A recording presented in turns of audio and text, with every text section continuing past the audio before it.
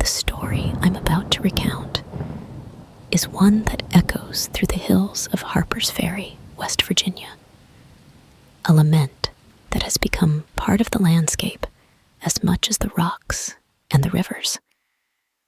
It's a story that begins with a woman named Jenny, whose life was as bleak as the coal dust that lined the pockets of the B&O Railroad. Jenny was a wisp of a woman, with no family to speak of and no hope to cling to. Her home was nothing more than a ramshackle hut beside the railroad tracks, where the piercing wails of the locomotives were her constant companions.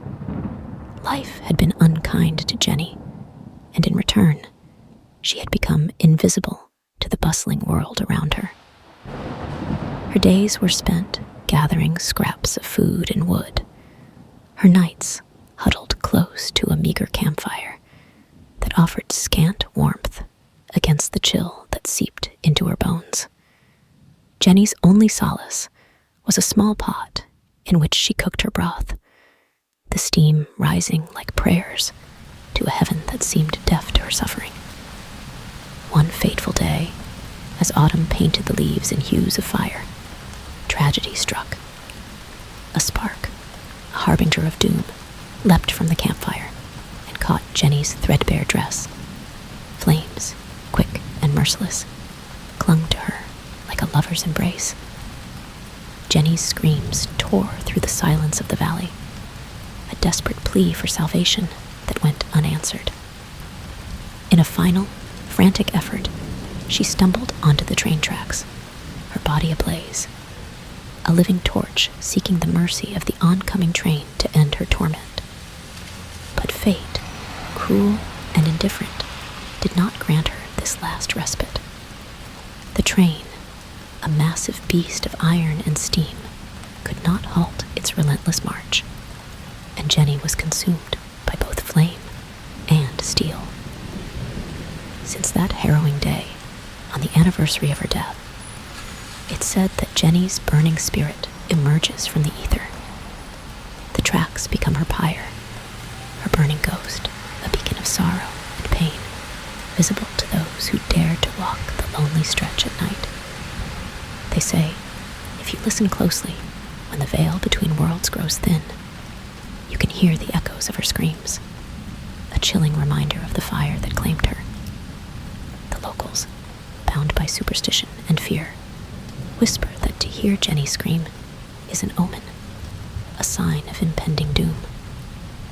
Travelers and thrill seekers, drawn by the macabre tale, have ventured to the tracks, seeking the ghostly vision of screaming Jenny. Some leave disappointed, their skepticism intact. Others depart with a new understanding of the thin line between this world and the next, their ears ringing with the phantom agony of Jenny's screams. It is a story that weaves itself into the fabric of Harper's Ferry, a cautionary tale that urges respect for the spirits that linger in our mortal realm. For Jenny, the poor, forgotten soul, remains bound to the place of her untimely demise. Her screams, a haunting lullaby that reminds us all of the fragility of life.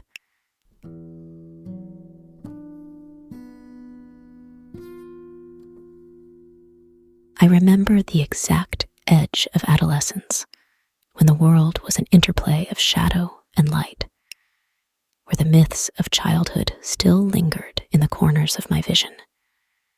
I was 15, and the heady blend of skepticism and bravado was my armor against the unknown. My cousin Leah, only a year younger, shared my thirst for the thrill, the daring dance with the taboo. Our families were gathered at my house for one of those endless summer barbecues where time seemed to stretch into the warm night. The adults were lost in a haze of laughter and the clinking of glasses on the back porch, leaving us to our own devices. Leah had a wild streak, a flair for the dramatic that made her suggest we play the game that had become an almost rite of passage the summoning of Bloody Mary. The legend was a patchwork of stories, each version more sensational than the last. Some said she was a witch, others a scorned lover, or a victim of a gruesome tragedy.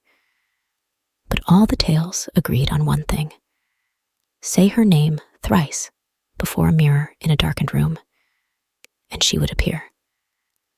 We chose the upstairs bathroom, the one that always seemed a little colder, a little more detached from the rest of the house. It had a mirrored medicine cabinet next to a large mirror, creating an endless corridor of reflections when opened just right. The game was simple, almost disappointingly so. Touch the mirror, utter the forbidden invocation 3 times, and wait. We expected a laugh, maybe a shiver from the silly thrill of it, nothing more.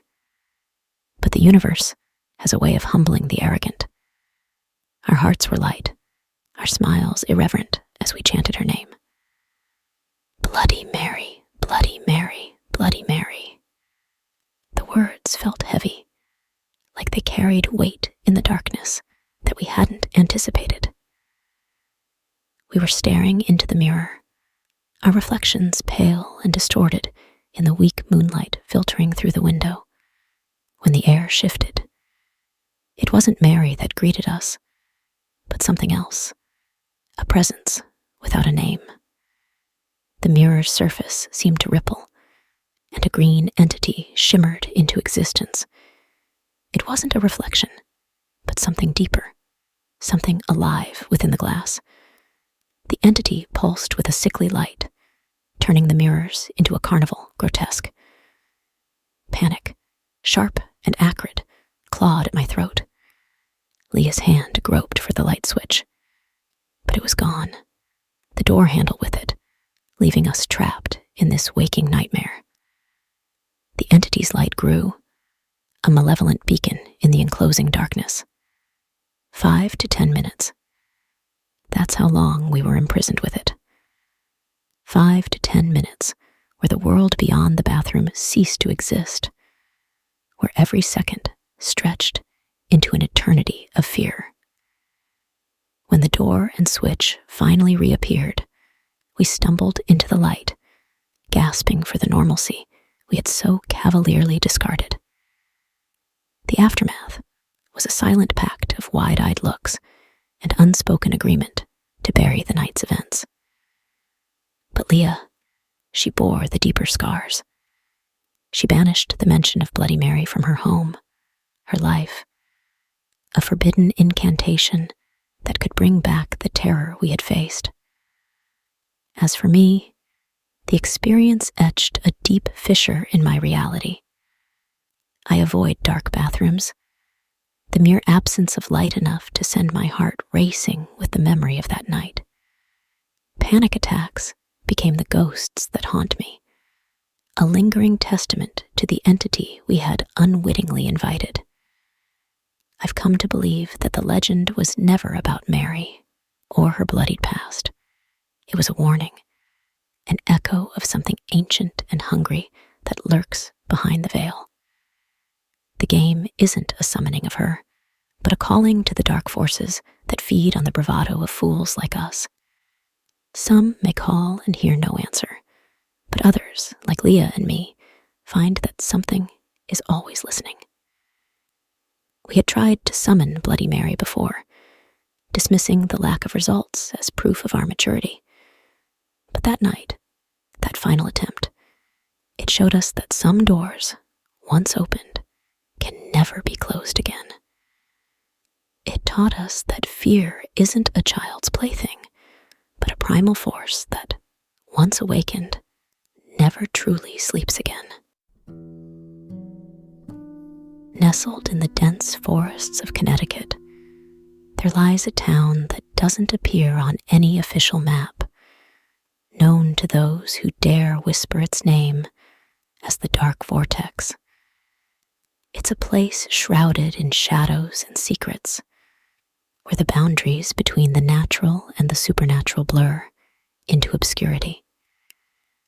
The legend of the Dark Vortex began with the town's eerie silence and the inexplicable chill that seems to permeate the air, a cold that seeps into the bones of the unwary traveler.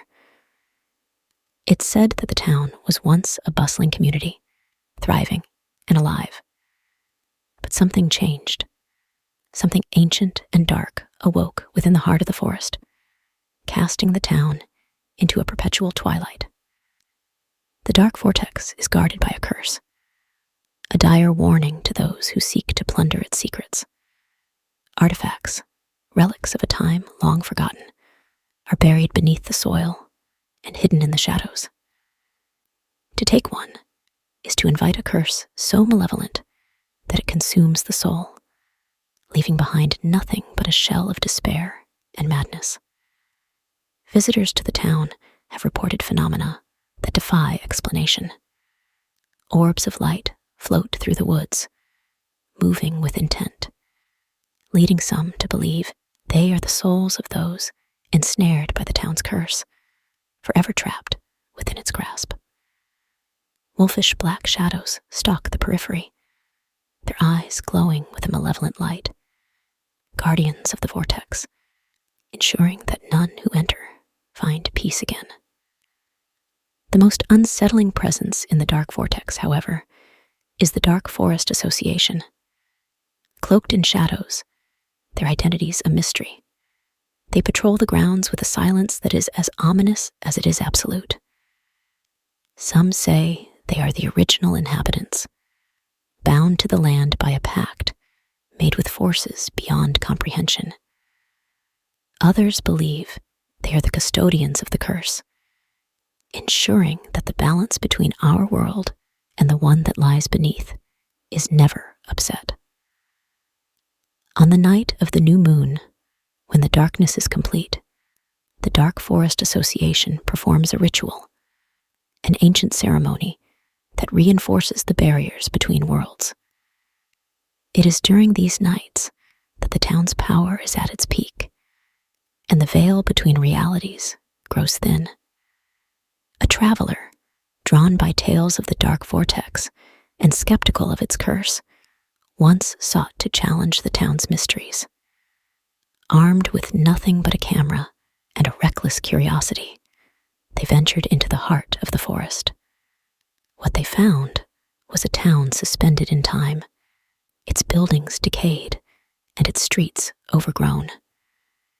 The silence was oppressive, a tangible force that seemed to muffle every step. Ignoring the warnings, the traveler took an artifact, a small, unassuming stone from the ground. It was an act of defiance, a challenge to the legend. But defiance turned to dread as the forest came alive around them. Orbs of light surrounded them, the wolfish shadows closed in, and the disembodied voices of the Dark Forest Association whispered threats from the darkness. The traveler fled, the stone still in their possession, but the curse had already taken hold. Misfortune followed them like a shadow, an unending string of calamities that left their life in ruins. The story of the Dark Vortex serves as a warning, a reminder that some places are best left undisturbed. The town and its guardians, the Dark Forest Association, stand watch over a secret too terrifying to comprehend. It is a place where the curious come to seek answers, but find only their demise. A reminder that some darkness is so profound that even the light cannot escape. Deep within the heart of Pennsylvania, where the beauty of the landscape masks a darker, more sinister history, lies a legend that has chilled the bones of those who dare to whisper its name: the 7 Gates of Hell. This unnerving tale unfolds in York County, amidst a thicket of woods so dense and foreboding that sunlight struggles to penetrate its canopy. Here, the remnants of a tragic past linger, a scar upon the earth that refuses to heal. The origin of this macabre legend is rooted in the twisted ruins of an asylum, a place that once stood as a sanctuary for the tormented and the lost. Hidden from the judgmental gaze of the outside world, it was a fortress of despair, where the anguished cries of its inhabitants echoed off the walls, creating a symphony of despair. Then, one night, a catastrophic fire erupted, its flames devouring everything in its path, reducing the asylum to a hollow shell of ash and sorrow. The fire claimed countless lives, their souls released into the night, forever bound to the site of their demise. But the inferno was just the beginning. In the wake of the tragedy, a series of gates emerged from the ashes, wrought not of steel or wood, but of the very shadows that danced between the trees. These gates, 7 in total, served as thresholds to a realm beyond comprehension, a labyrinth of darkness that led straight to the depths of hell itself. The first gate is said to be a test, a lure for the curious, masquerading as an innocuous archway obscured by foliage. Yet, with each gate crossed, the world changes. The forest grows unnaturally silent, as if holding its breath, and the darkness thickens, swallowing light whole. A creeping fog slithers along the ground, caressing the ankles of those who dare to venture further, whispering of horrors unseen. By the third gate, reality begins to warp. The trees seem to bend inward, their branches' gnarled hands reaching out to snare the unwary. It's here that the screams begin, distant at first, like echoes of a long-forgotten nightmare. But with each step towards the fourth gate, the screams grow louder, more desperate. They are the voices of the asylum's residents, eternally burning, forever reliving the agony of their fiery deaths. Few have claimed to reach the fifth gate, and those who do speak of it do so in hushed tones, their eyes haunted by what they've seen. Beyond this point, the forest itself seems malevolent, alive with a malevolence that is palpable. Shadows move of their own accord, twisting into grotesque shapes that mimic human forms, only to dissolve when looked upon directly. The sixth gate is where the boundary between our world and the next is at its thinnest, where the veil is but a gossamer thread. Here, the orbs of light that guide the path turn to fire, illuminating the way with a ghostly blaze. They say that to look upon the seventh gate is to gaze into the abyss, to confront the ultimate darkness that dwells within us all. Legend holds that no one has passed through the seventh gate and returned. Some say it leads directly to hell, a one-way journey from which there is no escape. Others believe that the gates are a test, a purification of the soul through confrontation with one's deepest fears. The 7 gates of hell is more than just a story. It's a cautionary tale about the pursuit of the unknown and the price of curiosity. The gates stand as silent sentinels, guarding secrets not meant for mortal eyes. And somewhere, in the heart of the forest, the ruins of the asylum lie in wait, a monument to the forgotten, a gateway to the darkness that consumes all who dare to enter.